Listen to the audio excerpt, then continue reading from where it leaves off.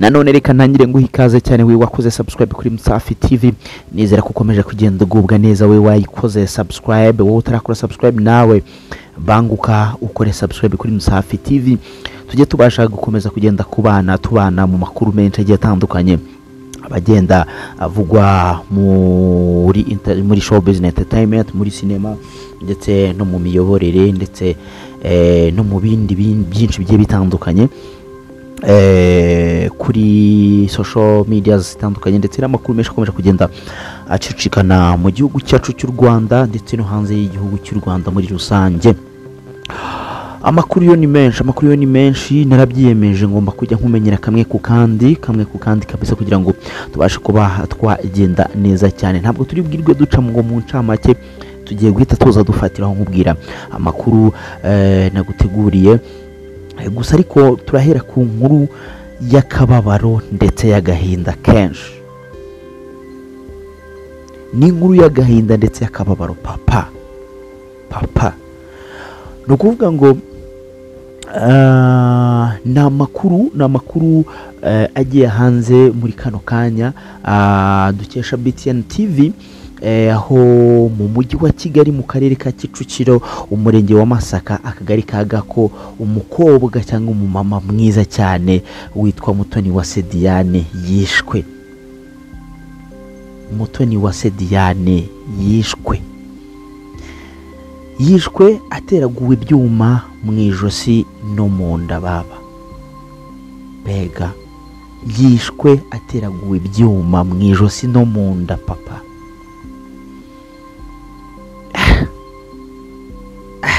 Umva abanyarwanda barakimaze. Yiciwe imbere y'akabari yakoreragamo. Uribaza ntese yishwe nande, byagenze gute? Bikekwa ko yaba yishwe n'uwakoraga cyangwa wakodeshaga icyokezo muri ako kabari. Niko amakuru akomeza kuba bivuga. Ni amakuru dukesha BTN TV, aho mu karere ka Kicukiro umurenge wa Masaka akagari ka Gako Mutoniwase Diane uyu akaba yamaze kuba yashamo umwuka cyangwa yishwe ateraguwe ibyuma mu ijosi no mu nda. Yiciwe imbere y'akabari yakoreragamo, bikaba bikekwa ko yaba yishwe n'uwakoreraga cyangwa n'uwakodeshaga icyokezo muri ako kabari. Ngayo nguko Mutoniwase Diane, Imana imwakire mu bayo kandi imuhe iruhuko ridashira. Mu yandi makuru turakubwira ko mu karere ka Gatsibo mu Kama mu mudugudu wa Gihengeri mu rukerera rwo kuwa 21 uyu munsi mu kanya tariki 21 kwezi kwa 11 mwaka 2025 ahagana saa 7 z'ijoro hafashe umwarimu wo kuri groupe scolaire Nyagihanga, aho yafashwe yiba ikawa itunganijwe ku ruganda rw'ikawa rwa Gihengeri. Amakuru yakomeje kuba menshi asekeje nyuma yuko twari tuvuye ku nkuru ibabaje cyane ya Diane Mutoniwase umaze kuba yapfa cyangwa se yishwe. Ino nkuru yo isinkuramo kabisa, aho umwarimu wo mu karere ka Gatsibo aho bita mu Kama mu mudugudu wa Gihengeri mu rukerera rwo kuri uyu wa 21 kwezi kwa 11 mwaka 2025 ahagana saa 7 z'ijoro yafashwe umwarimu wo kuri groupe scolaire Nyagihanga, aho yafashwe yiba ikawa itunganijwe ku ruganda rw'ikawa rwa Gihengeri. Ndabakuru asekeje cyane kabisa, ndabakuru asekeje cyane aho umurezi yabashije kuba yafatwa harya ubwo uyu munsi n'ubundi ntiyagombaga kujya kwigisha kuko yafashwe. Ni inkuru nayo abonye ikomeje kugenda icicikana, ariko iri mu makuru akomeje kugenda avugwaho amagambo menshi agiye atandukanye. Ngayo nguko nuko byaje kuba byagendekera mwarimu wo kuri groupe scolaire ya Nyagihanga, aho yafatiwe mu cyuho ari kwiba ikawa itunganyijwe ku ruganda rw'ikawa rwa Gihengeri. Hanyuma ino nkuru iri sinzi ukuntu ndi buyivuge. Ni inkuru nabwo ntaza kwita kari inkuru nziza cyangwa karimbi, kuko ni inkuru yateje impagarara. ni ukuvuga ngo hamaze iminsi hari inkundura ku mbuga nkoranyambaga, bamwe bavuga ko uwitwa Niyo Bosco yaba areba cyangwa yaba afite amaso mazima. Uyu muhanzi wakunzwe mu ndirimbo nka Ubigenza ute bavuga ko ashobora kuba areba. Ni nyuma yo kugaragara mu kiganiro one on one aho umuntu bamwereka ifoto akavuga icyo azi kuri uwo muntu. Niyo Bosco rero nawe yagaragaye muri icyo kiganiro, bamwereka amafoto akavuga ba nyirayo n'icyo abaziho, niho byahereye bavuga ko areba.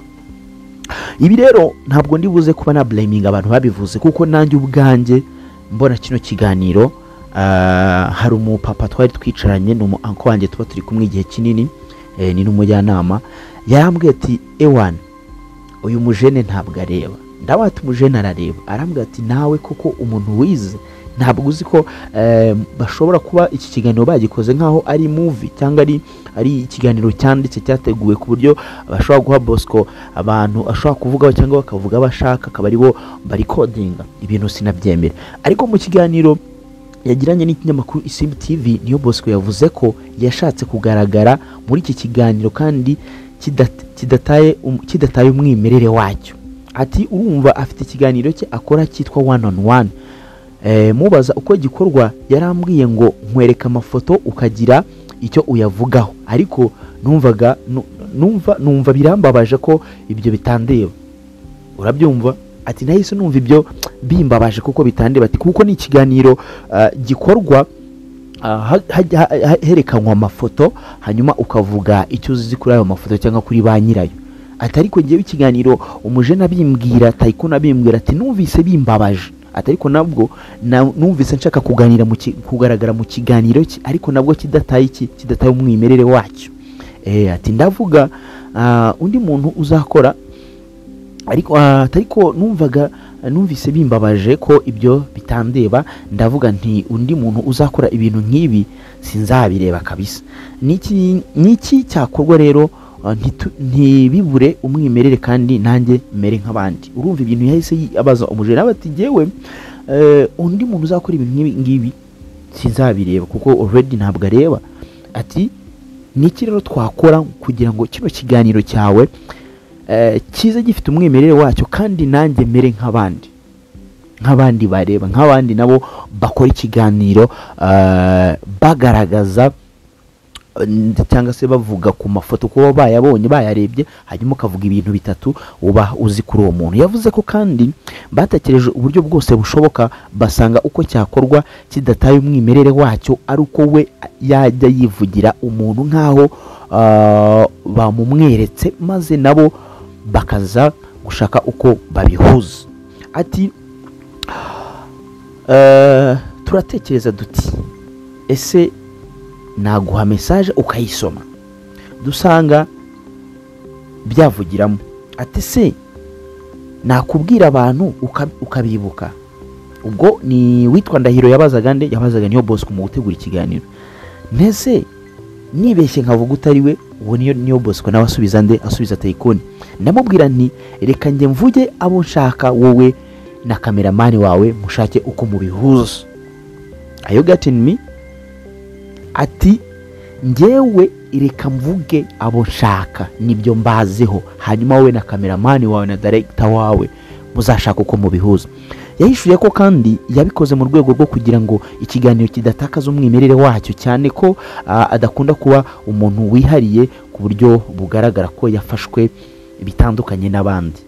Ibi ariko ni nabyo kuko ukuvuga ngo Niyo Bosco niba ari umuhanzi mwiza, kuko nanemera ko ari mu bahanga dufite mu Rwanda, ari mu myandikire y'indirimbo ndetse n'imiririmbire. Uyu mujene ni umuhanga cyane. Urumva rero niba atifata nk'umuntu utandukanye n'abandi bantu, ntabwo yashakaga gukora ikiganiro nanone ikiganiro gita umwimerere wacyo, nyuma yo guta umwimerere nanone kandi ase naho akoze ikiganiro cyangwa se yafashwe nk'umuntu utandukanye n'abandi, ase n'uwakoze ikiganiro cyihariye. Ati nge numvaga ko ikiganiro nigisohoka bahita babibona ko byakorewe edit, ariko nkumva ngo wa mugani ababeshye. Nababeshye ko ntareba ngo bigende bite. Ubu nkagenda nkagwa mu cyobo cyangwa nkakubita umutwe ku cyuma nibwo bazabyemera ko ntareba. Ntabwo nababeshye, ntabwo ndeba. Urumva? Ati nge numvaga ko ikiganiro nigisohoka abantu bazakireba bazahita babibona ko byakorewe edit, atari ko nkumva ko wa mugani ababeshya. Hari abantu rero icumi bagiye bavuga ko ngo ntareba, nese nababeshye ko ntareba ngo bigende bite. Ubu nkagenda nkagwa mu cyobo cyangwa ngakubita umutwe ku cyuma nibwo muzabyemera ko ntareba koko. Ati ntabwo nababeshye kabisa. Urumva no mujene yarabasobanuye neza, aravuga ati jewe ntabwo ndeba, sinababeshye. Ati se ahubwo mushaka ko nzakubita umutwe ku cyuma kugira mwemere ko ndeba? What is Rwandan? What? Abanyarwanda sinzi ikibazo dufite, sinzi impamvu dukunda byacitse. Yes, yakomeje avuga ati ntabwo ndi kwisobanura, ariko hari abantu badukunze bazi uko badukunze tumeze, ariko tunakimeze. Ati hari abantu badukunze bazi uko tumeze nanone kandi bazi ko ariko tukimeze. Nibo rero ndimo kubwira, sindi kubabwira ngo simbona, mbaye mbona nibyo byaba ari byiza kurushaho, ariko mu gihe bitaraba nyine tubaye twihanganye kandi tubaye twiyakiriye. Well, yavuze ko ibi byamweretse ko imbuga nkoranyambaga ari nko mu isoko, iyo ugiye utazi icyo ushaka utahana icyo udashaka. Very well. Ibi bintu niyo Bosco yavuze ni ukuri. That is very real. Ni ukuri kwambaye boxer, ni ukuri papa.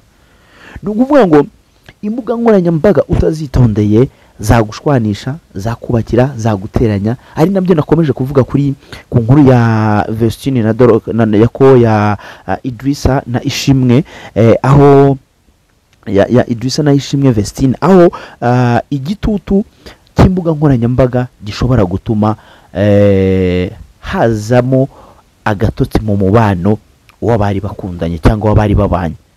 Especially twabihera kuri ino nkuru yande ya Niyo Bosco nawe nanone. Ni ukuvuga ngo ni ikiganiro cyakozwe kiri edited, ariko abantu benshi ntabwo bigeze babyemera, bavuze ko ngo areba. Ariko sukibaza niba areba koko ku mugani, kubeshya abantu katareba bimufitiye izihe nyungu, bifite akahe gaciro? Waravuga ati kuba ndeba nibyo byaba byiza kurushaho, ariko mu gihe bitaraba mbaye niyakiriye kandi mbaye nshimye uko ndi.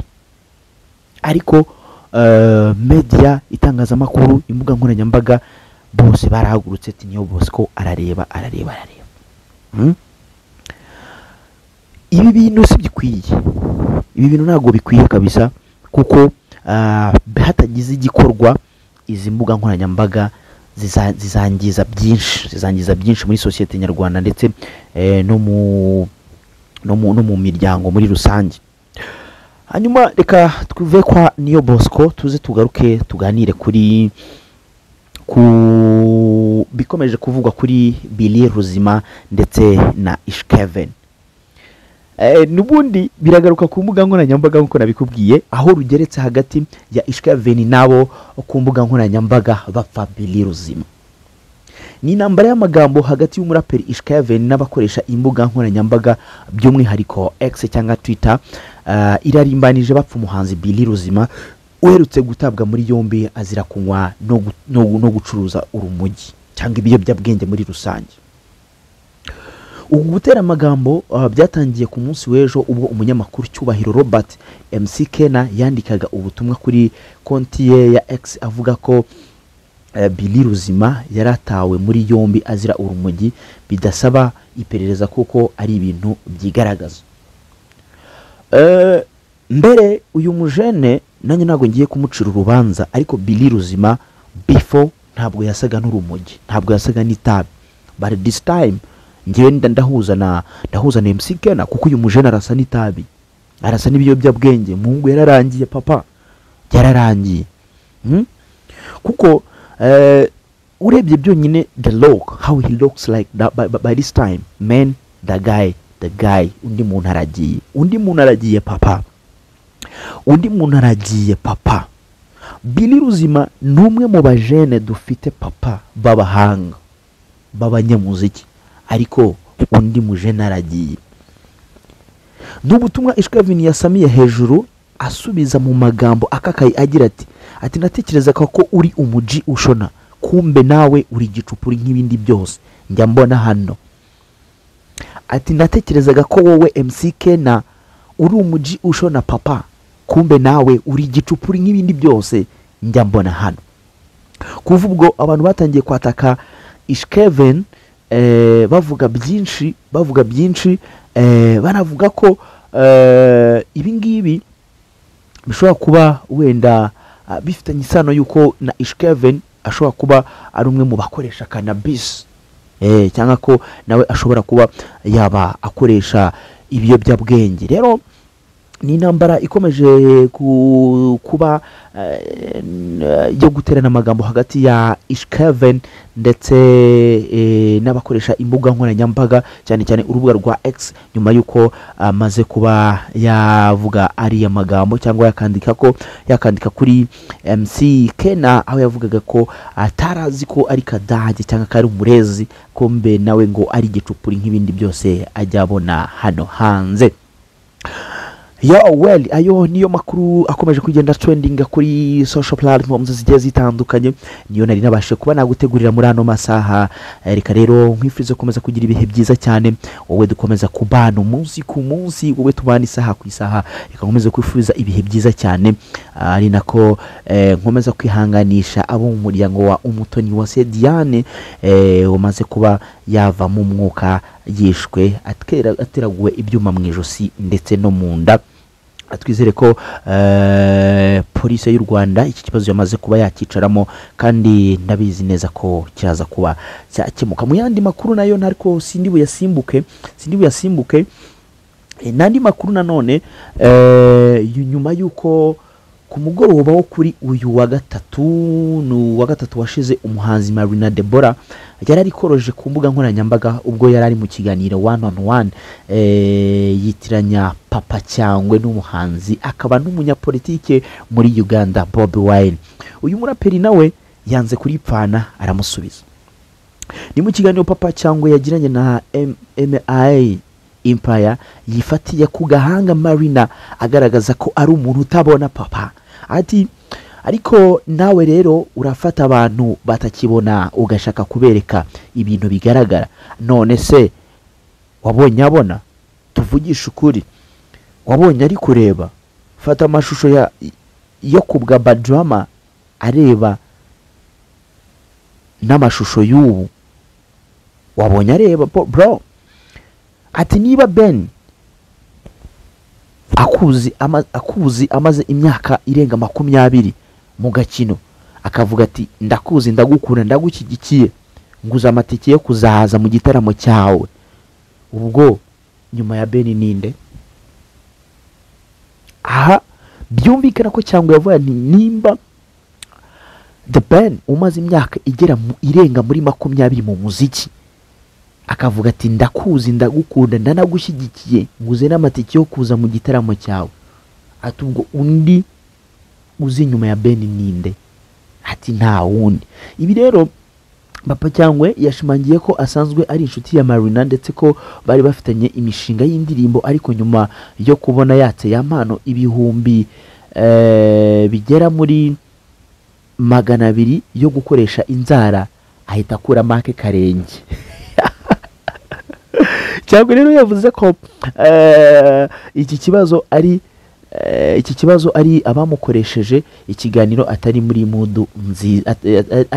Yavuze ko ikiganiro Marina ashobora kuba ikosa ari ry'abamukoresheje ikiganiro kuko ngo atari muri mudu nziza. Ati ngewe nkimara kubona ya mpano yatswe ibihumbi 200 papa juste byo gukoresha inzara, ati nahise nkuramo akanjye karenge.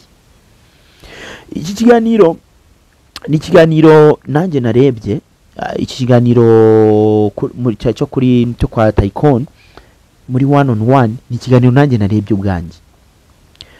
ni ikiganiro narebye ariko ibintu byinshi nabonye bitari fair, like hari ibyo ntakunze ariko sibyo ngiye kuvugira hano, ariko kamem hari ibyo ntakunze kuri Marina, hari ibyo ntakunze kabisa muri make, ariko nakundi niko bigenda. Hari igihe umuntu akora ikiganiro ari muri mode ye cyangwa ari mu yindi mode itandukanye. So reka mwifuza komeza kugira ibihe byiza cyane nkuko bisanzwe ya Call Me Ayo Safi Tiger. Nanone reka ntangire nguha ikaze cyane